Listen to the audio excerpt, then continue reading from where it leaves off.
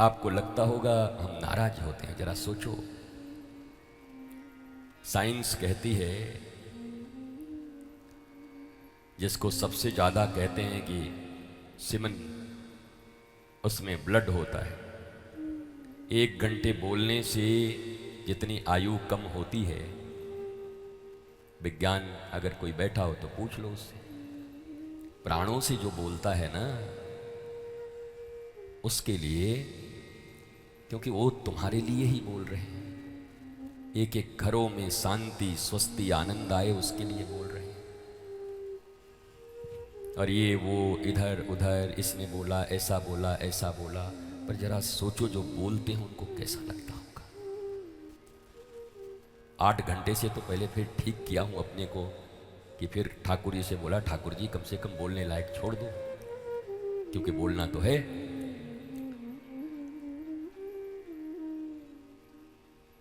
तो अगर वक्ता 100% दे रहा हो तो तुम्हें भी 100% देना होगा।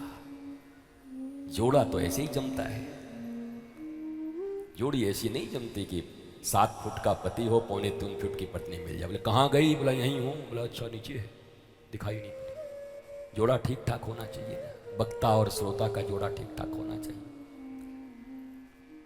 और सेवक और संत का भी जोड़ा ठीक ठाक होना चाहिए। सेवक जहां यही घोषणा कर दे मैं निस्वार्थी हूं, निस्वार्थी हूं, निस्वार्थी हूं, तो फिर गुरु बेचारा क्या करे? वो तो बस समझो फांसी पे ही टंगा हुआ है। इतने निस्वार्थी चेला हो गए हैं हमारे कि हम स्वार्थ ही भूल गए। हम भी भारतवर्ष में अभी सबसे ज्यादा निस्वार्थी शिष्य मेरे ही पास हैं पूरे भारत में। कभी 2 पैर पर नहीं रहते, हमेशा 1 पैर पर रहते हैं। ऐसे तो सबसे बड़ी सेवा, सेवा कथा रसमहो नितराम पिबत्व। भगवान कह रहे हैं कि सबसे बड़ी सेवा पांडाल में यही है कि निरंतर जब तक वक्ता कह रहे हैं डूब के, सेवा कथा रसमहो नितराम पिबत्वम, डूब के उनकी भगवत कथा को पीना ही पांडाल में आकर भगवान की कथा और भागवत और संत की सबसे बड़ी सेवा है। यह नारियल, रुपया और पैसा कहीं और चढ़ा देना।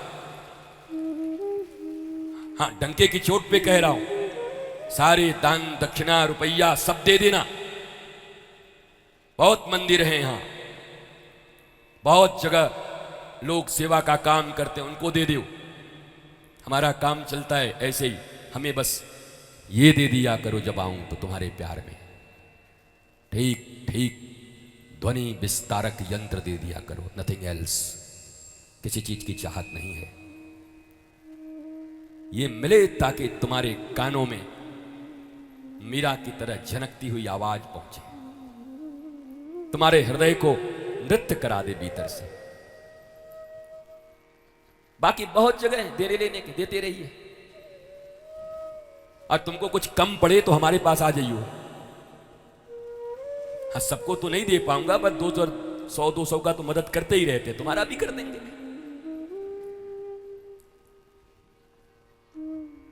इसलिए